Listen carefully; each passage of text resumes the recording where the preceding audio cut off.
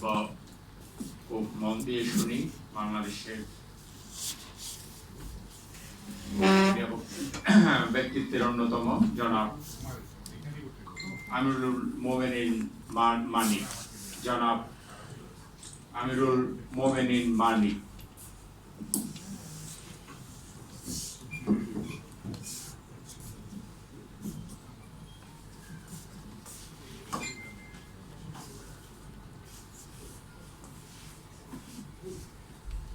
মুখোশ খুললেই হায়রার উল্লাস, কোথাও মানুষ নেই, ভয়ানক আশপাশ।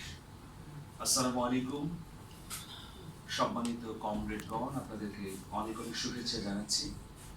শুক্রবারের সকালের এই অবসর ভেঙে আপনারা ছুটে এসেছেন দেশের এবং মানুষের প্রয়োজন।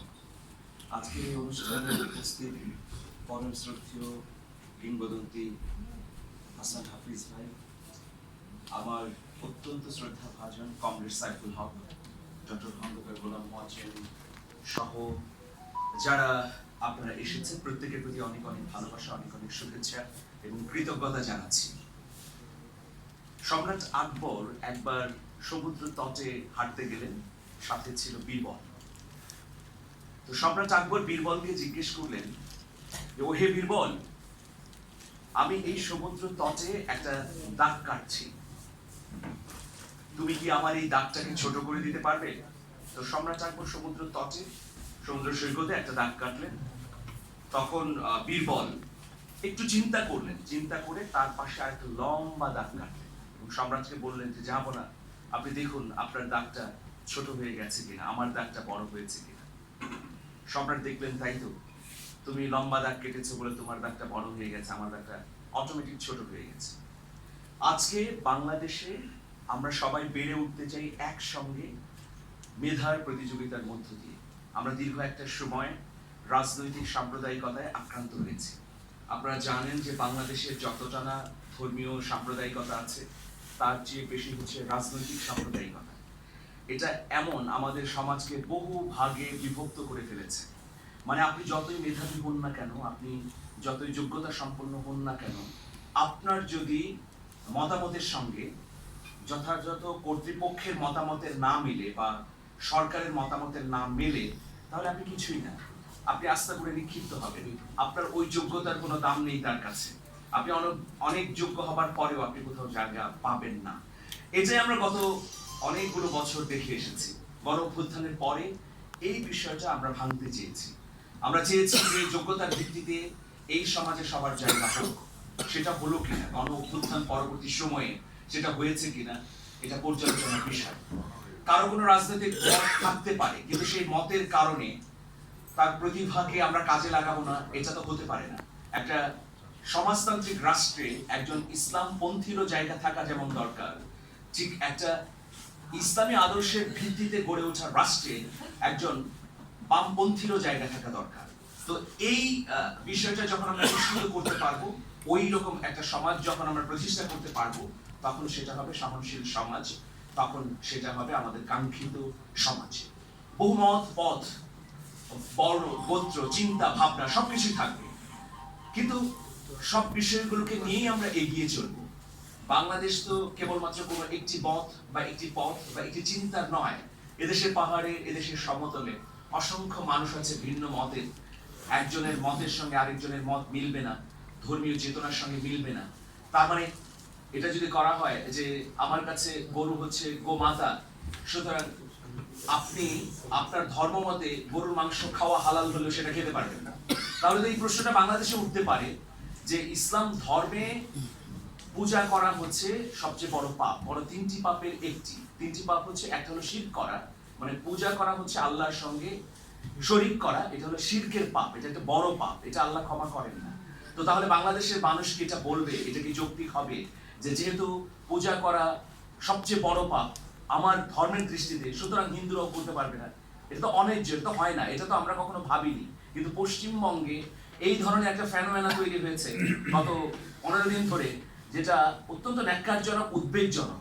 ধর্মের ভিত্তিতে সমাজকে এই যে বিভাজন করে ফেলা হয়েছে, সেটা আমরা কখনোই কামনা করি না, কখনোই চাই না বাংলাদেশ এরকম ফাঁদে না পড়ুক। দেখুন এই 3 মাসে কি হয়েছে। সেটা যদি আমরা চিন্তা করতে চাই, দীর্ঘদিন ধরেই কিন্তু আমরা সংস্কারের জন্য লড়াই করেছি নানাভাবে, নানা জায়গায়। বিএনপি যেমন 31 দফা সংস্কারের প্রস্তাবনা উপস্থাপন করেছেন, জামাত, বামপন্থী সংগঠনগুলো, অন্যান্য ইসলামপন্থী সংগঠনগুলো তারা তাদের মতো করে সংস্কারের প্রস্তাব দিয়েছে। কিন্তু দেখুন, অত্যন্ত দুর্ভাগ্যজনক বিষয় হচ্ছে, লর্ড কর্নওয়ালিস তিনি একসময় বাংলার গভর্নর ছিলেন। সেই 200 থেকে 250 বা 300 বছর আগে তিনি যে আমাদের পুলিশ প্রশাসনিক কাঠামো তৈরি করে গেছেন, তিনি যে স্থানীয় সরকার ব্যবস্থা তৈরি করে গেছেন, তিনি যে আইনি কাঠামো তৈরি করেছেন, সেটার উপর ভিত্তি করেই কিন্তু এখন চলছি। এটা পরিবর্তন হয়নি। কতটা দুঃখজনক ব্যাপার। যে কারণে আমরা সবাই দেখেছি 1819 সালে আমাদের ছোট ভাইয়েরা, ছাত্ররা, সন্তান তুল্যরা তারা রাজপথে নেমে এসেছে এবং রাজপথে তারা প্ল্যাকার্ড টানিয়ে দিয়ে লিখেছে যে রাস্তা বন্ধ, রাষ্ট্র সংস্কার চলছে। সেই যে সুপ্ত আকাঙ্ক্ষা, সেই আকাঙ্ক্ষারই পুনরুজ্জীবন বা পুনরুজ্জাগরণ আমরা দেখলাম 24-এর গণ অভ্যুত্থানে। এখন দেখুন, সংস্কার যদি না হয় তাহলে সবার বিপদ হবে এবং আমরা দীর্ঘমেয়াদী ফাঁদের মধ্যে পড়ে যাব। আমরা মনে করি যে 3 মাসে আমরা যা দেখলাম, সেই জায়গায় দাঁড়িয়ে রাজনৈতিক দলের নেতাদের গভীরভাবে উপলব্ধি করা উচিত যে সংস্কারগুলো যথাযথভাবে যেন বাস্তবায়িত হয়। দেখুন, কর্নওয়ালিসের পর কত বছর কেটে গেছে, শতাব্দীর পর শতাব্দী কেটে গেছে, কিন্তু আমরা অনেক গুরুত্বপূর্ণ বিষয়ে এখনো সংস্কার করতে পারিনি।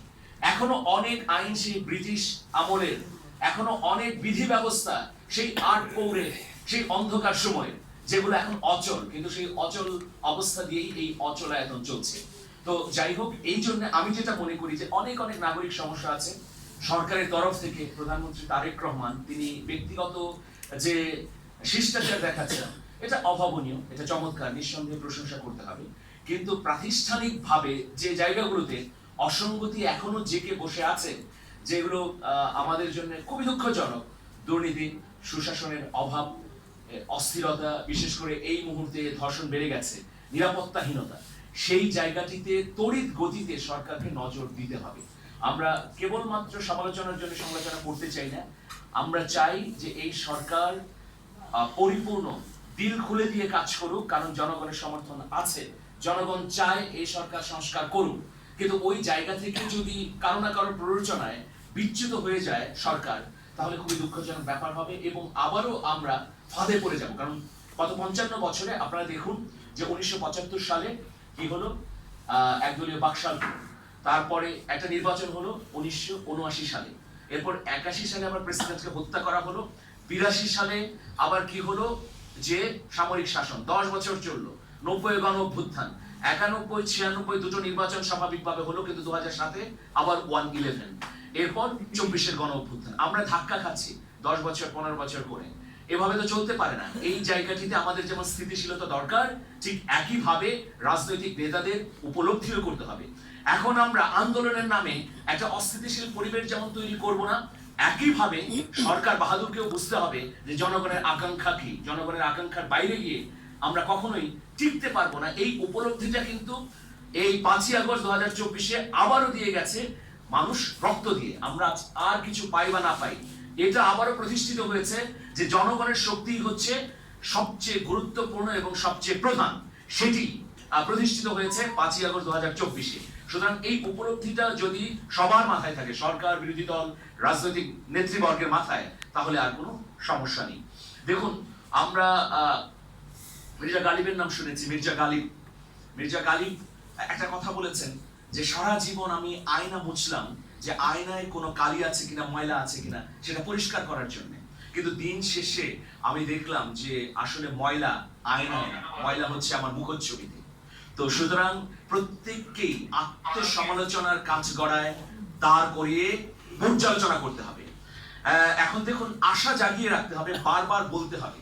অনেক সময় কি সরকারকেও নানা পক্ষ বিভ্রান্ত করে, বা সরকারে থাকলে সেই ম্যাজিক্যাল চেয়ারটাতে বসার পর অনেক কিছু বোঝা যায় না। আমরা তো দেখেছি যে এই অন্তর্বর্তীকালীন সরকারের অনেক উপদেষ্টা একসময় টকশো ফাটিয়ে ফেলতেন, টকশো ফাটিয়ে বলতেন হ্যান করেন গা ত্যান করেন গা, জনগণ আমাদের সমর্থন দিলে এটা করব সেটা করব, কিন্তু দায়িত্ব নিয়ে তারা কি করেছে? ভয়াবহ ব্যর্থতার পরিচয় দিয়েছে। সেই সব চেনা মুখ আমাদের সামনে আছে। সেই জন্য আমরা মনে করি যে ক্ষমতার চেয়ারটা খুব অদ্ভুত। সেই চেয়ারে যখন কেউ আরোহণ করে তখন অনেক কিছু তাকে বিচার বিবেচনা করতে হয়, ডিপ স্টেটের স্বার্থের অনুকূলে। কিন্তু জনগণ যারা আমরা জেগে আছি তারা সাহস রাখতে হবে, বলতে হবে, বারবার চিন্তাগুলো জাগরুক থাকুক, এটাই প্রত্যাশা। তো আমি একটা গানের কয়েকটা লাইন, প্রত্যাশা লাইন দিয়ে শেষ করছি। হাজার মতো বাদের ভিড়ে একদিন সকাল আসবে, হাজার মতো বাদের ভিড়ে একদিন সকাল আসবে, বিপন্ন পৃথিবী প্রান্তিক জনপদ একদিন জাগবে, একদিন জাগবে। জাগো বন্দরে কৈফিয়তের তীব্র ভ্রুকটি হেরি, জাগো অগণন কথিত মুখের নীরব ভ্রুকটি হেরি। আমি সেই দিন হব শান্ত, যবে উৎপীড়িতের ক্রন্দন রোল আকাশে বাতাসে ধ্বনিবে না, অত্যাচারীর খড়গোল কৃপা ভীম রণভূমে রণিবে না, বিদ্রোহী রণক্রান্ত আমি সেই দিন হব শান্ত। ধন্যবাদ। আমরা অসাধারণ আলোচনা শুনলাম, সাথে বাড়তি পাওনা হিসাবে ছোট্ট একটি গান এবং কবিতাও। আমাদের প্রিয় আমিরুল মোমিনুল ভাইকে আমরা পরবর্তী প্রোগ্রামে আবার দাওয়াত দিব, তখন আরো বিস্তারিত আলোচনা শুনবো বাংলাদেশ